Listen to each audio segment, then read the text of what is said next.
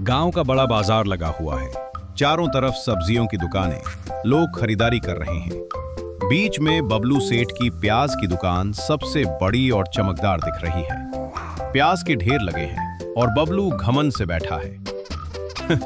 जो प्याज बेचता कम और लोगों को लूटता ज्यादा था। सेठ जी, प्याज कितने का दिया? 200 रुपए किलो है। क्या? कल तो 40 रुपए था। कल पुराना रेट था, आज प्याज भी आईपी हो गया है। पास खड़े लोग हंसने लगते हैं। लगता है प्याज नहीं, सोना बेच रहे हो। जिसे खरीदना है खरीदे, नहीं तो खुशबू सूंघकर निकल जाओ। गांव के बाजार में अभी भी लोग महंगे प्याज देखकर परेशान हैं। तभी वहां आता है गोलू, एक गरीब लेकिन समझदार लड़का। उसके साथ उसका मजेदार दोस्त चिंटू भी है। दोनों बबलू सेठ की दुकान के सामने रुकते हैं।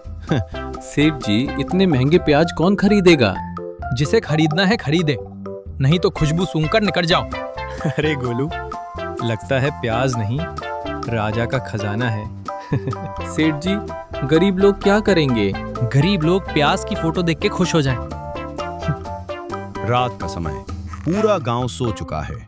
बबलू सेठ चुपके से अपनी दुकान के सारे प्याज पीछे वाले गोदाम में छुपा रहा है। उसके चेहरे पर चालाक मुस्कान है।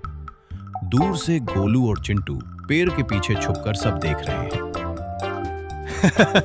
कल पूरे गांव में प्याज कम पड़ जाएंगे, फिर मैं रेट बढ़ाकर 300 रुपए किलो करूंगा। बबलू सेठ सिर्फ लालची ही नहीं, बहुत चालाक भी था। देखा चिंटू, ये जानबूझकर प्याज छुपा रहा है। अरे ये तो प्याज वाला नहीं, पूरा विलन निकला। बबलू अचानक पीछे मुड़ता है। कौन है वहाँ? गोलू और चिंटू डरकर झाड़ियों में छुप जाते हैं। भाई, अगर पकड़े गए ना तो हमें भी बोरी में भर देगा। सुबह का समय, गांव का बाजार फिर से लगा है। लोग प्याज ढूंढ रहे हैं लेकिन दुकानें खाली हैं। बबलू सेठ अपनी दुकान पर घमंड से बैठा मुस्कुरा रहा है। बबलू सेठ को लगा आज वो पूरे गांव को लूट लेगा। आज प्याज 300 रुपए किलो है। इतना महंगा, अब क्या खाएंगे? तभी गोलू दौड़ते हुए आता है और टू बाजार के बीच में जोर जोर से चिल्लाने लगते हैं। अरे सुनो सुनो, शहर से ट्रक भरकर सस्ते प्याज आ रहे हैं। सच में? हाँ, सिर्फ 30 रुपए किलो।